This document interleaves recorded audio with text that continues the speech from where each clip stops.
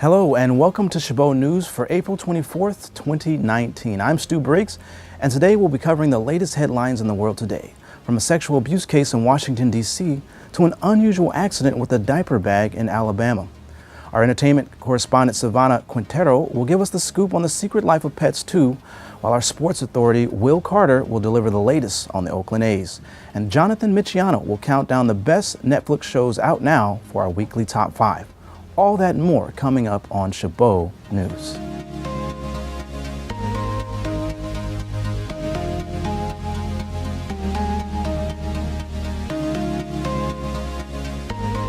A group of parents are suing a famous Washington, D.C. synagogue for allowing a preschool teacher there to sexually abuse 8 toddlers for more than 2 years while ignoring the warning signs.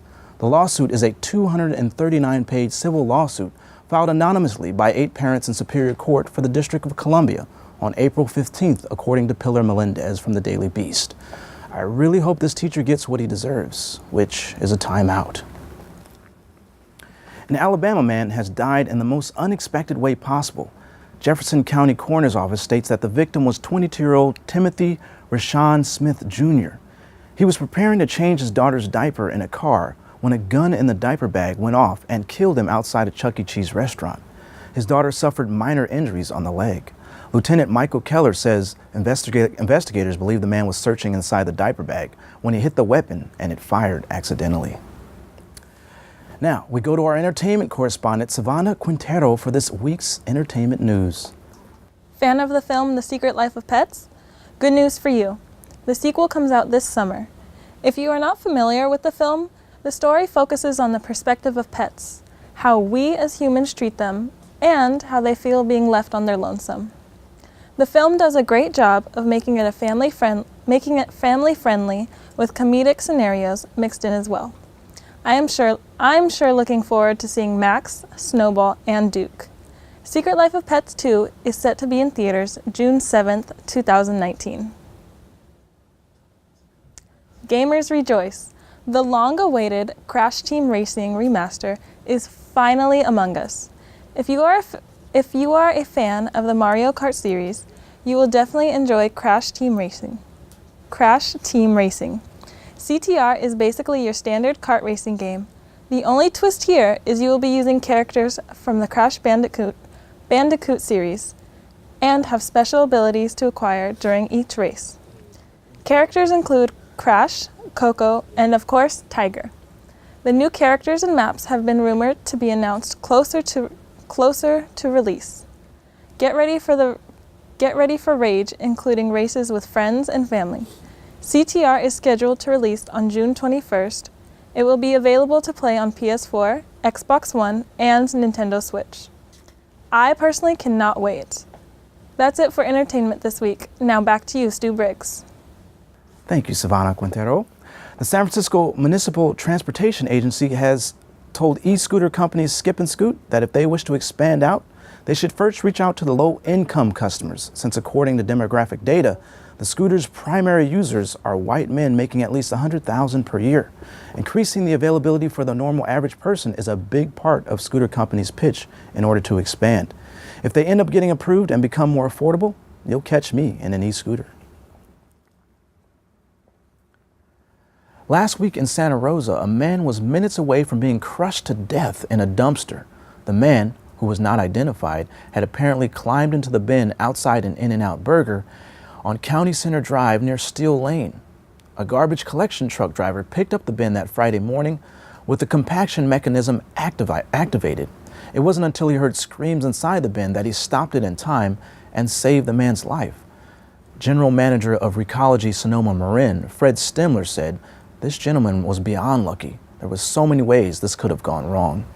The man escaped uninjured, but reasoning on why he was in the dumpster is unknown.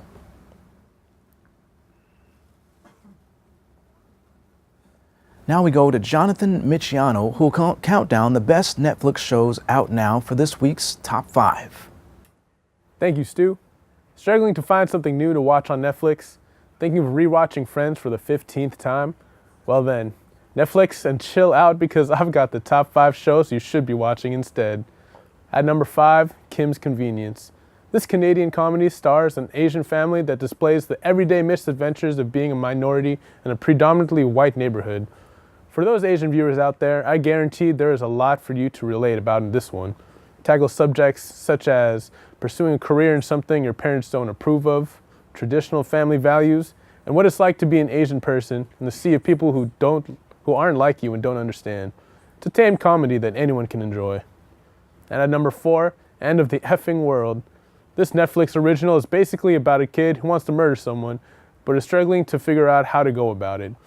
Somehow it features plenty of laughs and nail-biting moments that make it a unique addition to the Netflix realm. If you're looking for something unsettlingly funny, this is the way to go. At number 3, American Vandal.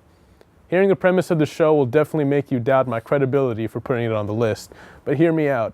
The series parodies true crime shows like Making a Murderer in an unusual but intriguing approach. The premise of the 2 seasons is ridiculous to say the least, but as you watch on, you find yourself engrossed in the story, begin to focus more on the crimes and not how stupid the crimes were in the first place. You'll see what I mean. At number 2, The Umbrella Academy. Based on the award-winning comic book series by Gerard Way, yes, that Gerard Way, The Umbrella Academy is an unconventional take on the superhero genre. The show is equal parts hilarious and thought-provoking as it deals with some serious subject matters. It's different, it's edgy, and it's brilliant. It should be on your must-watch list. And coming in at number 1, my personal favorite, One Day at a Time. Based on the 1970s sitcom of the same name, One Day at a Time displays a refreshing take on a modern, progressive family. Telling the story of a Cuban-American family, the story deals with issues such as, but not limited to, racism, homosexuality, mental health, and immigration. Featuring the legendary Rita Moreno, this show is a heartwarming and hilarious tale that everybody can enjoy. And that wraps up our top 5 this week. Back to you, Stu. Thanks, Jonathan Michiano.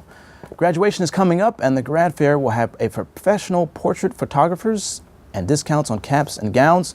If you're interested in other items for graduation, this is the time to check it out. Many items will be available in the Chabot bookstore for pickup. The Grad Fair will be Tuesday, April 30th from noon to 6 p.m. in the Chabot College Event Center, Building 700 South. If you're planning to graduate this semester, make sure you filled out your request for a degree or certificate form. The Swallows of Capistrano have returned to Chabot College. The cliff swallows like to reuse old nests, which is why you will often see bird nests under the eaves of many Chabot buildings. April seems to be when the cliff swallows arrive, and some years Chabot holds an event to celebrate their return. We aren't sure why the swallows have chosen Chabot, but they travel to us all the way from Capistrano, San Juan, Chile. Chabot does try to keep the nest away from some buildings with nets, but overall we encourage them because there is a legend that they bring good luck. So the next time you're headed to a test, give a nod to the swallows and maybe they'll give you some luck. Now we'll go to Brenda Godinez for the weather. Thank you, Stu. In this week's weather, there will mainly be sunny skies with a few chances of clouds coming in to block in that bright sunny D. Back to you, Stu. Thanks, Brenda. The King's Day Windmill Festival. King's Day is the best national celebration in the Netherlands, and the Dutch community in San Francisco invites you to join them.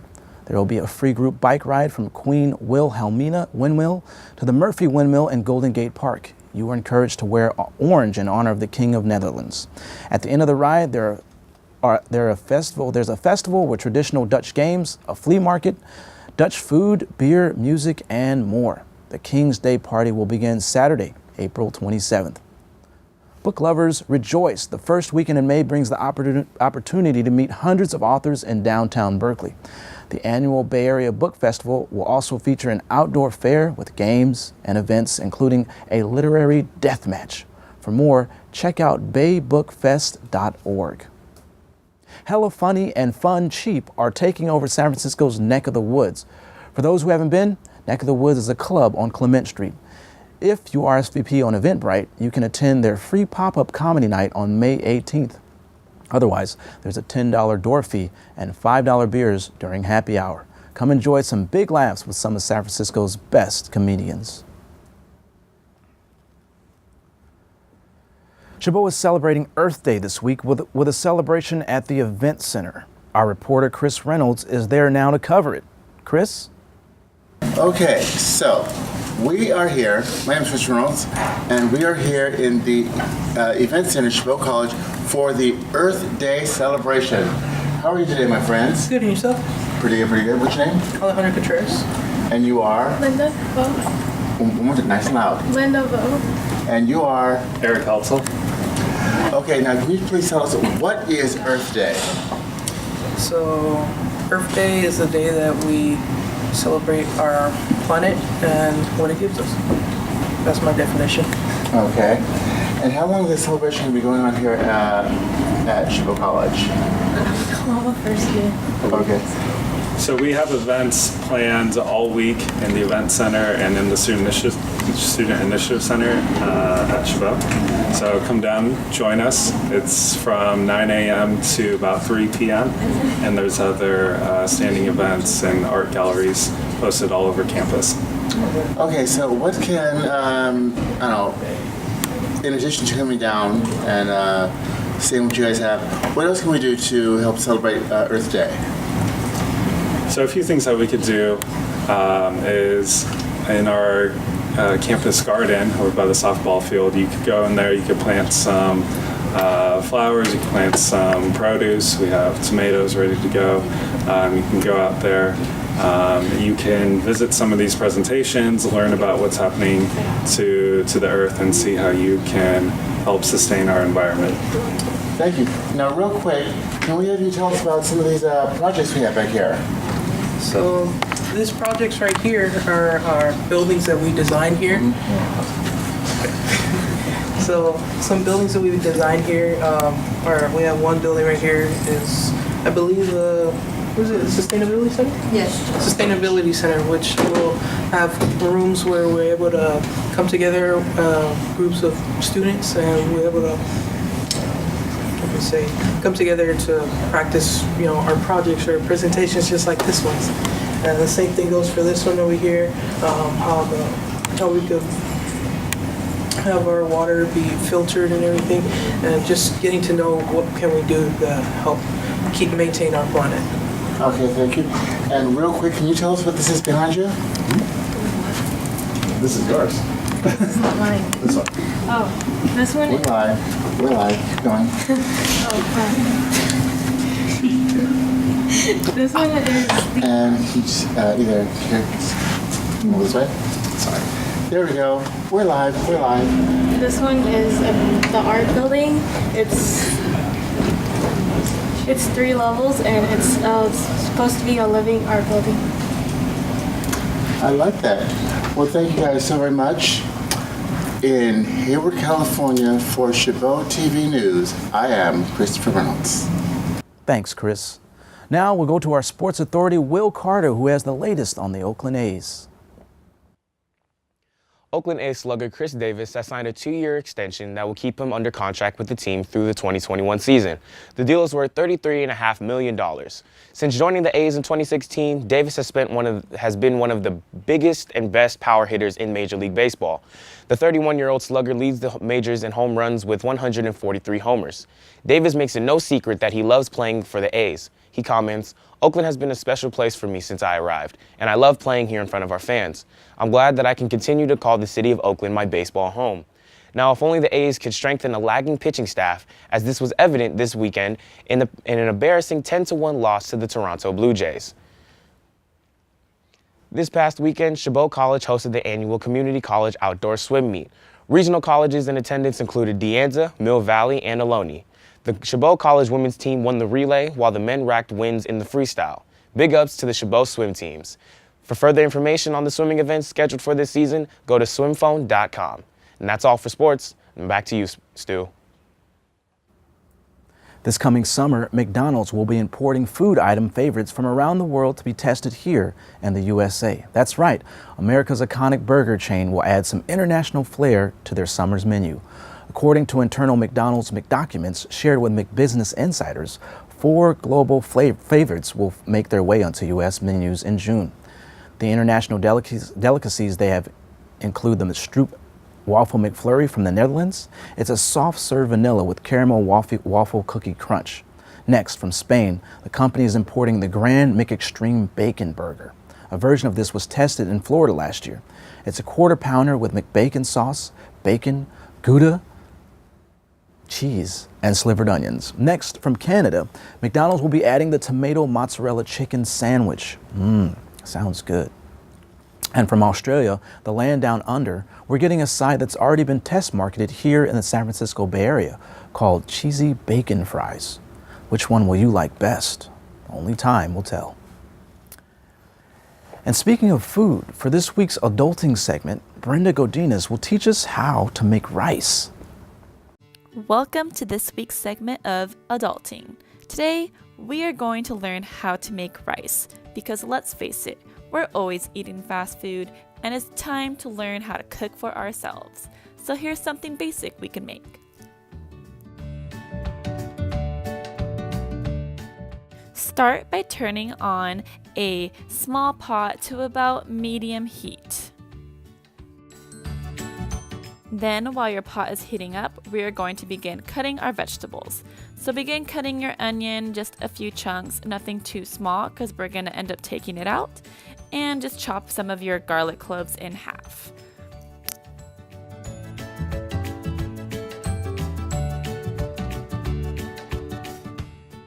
They should look a little something like this.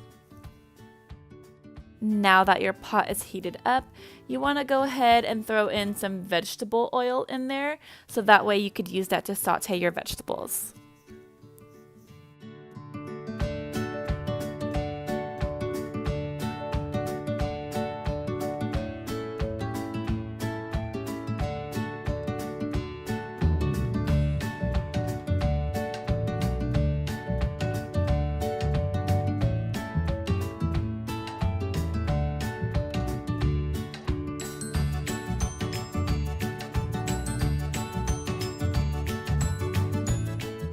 While that is cooking, go ahead and pour yourself 1 cup of long grain white rice. And it is completely okay if you spill a little bit. Adults make mistakes too, it's part of being an adult. And a tip for perfect rice is to rinse it out to get all that extra starch out. And if you notice, we already removed the onion and garlic, but it mixed in with the oil. So when you pour in your rice, it's going to mix in with that oil, garlic, and onion mixture to give it a little extra flavor. Also threw in a scoop of butter to add more of a flavor to the rice. It is 2 cups of water for every cup of rice. So we use 1 cup of rice, so we're using 2 cups of water. And to season the water, I'm going to be using this chicken bouillon to kind of give it a chicken-y flavor to the rice. And you want to make sure to stir that until it is completely dissolved. For even more flavor, add some salt to taste. And after you give that a big stir and the water starts boiling, you want to top it off with a lid and then set the temperature to a low setting. And you want to let the rice sit in the low setting for 18 minutes. A few moments later. Then you want to turn the stove off and let it sit for an additional 10 minutes. This is optional, but it helps for even fluffier rice. And voila, you have made yourself some perfect rice. So next time you're thinking that you're hungry and you need to go out and get some fast food, remember you're an adult and you could cook for yourself.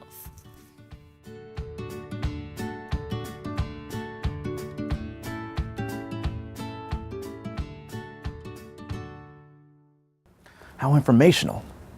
Musician and activist Willie Nelson has reportedly rescued over 70 horses from the slaughterhouse and is now housing all of them on his farm. In a recent interview with KSAT, Nelson stated that he is on an ongoing mission to rescue as many horses waiting to be slaughtered as he possibly can. The horses he rescues are placed in his farm that he has labeled Luck Ranch, where they are free to roam and eat and perform their other horsey hobbies. If this doesn't just warm your heart, you can go play in traffic while the rest of us are riding horses into the sunset. Yeehaw! That's all for Chabot News this week. Thanks to all the students and staff in the Mass Communications Department here at Chabot College for making this production possible. You can watch us anytime online at youtube.com/Chabot TV. Stay tuned to KCTH Channel 27 for more Chabot TV.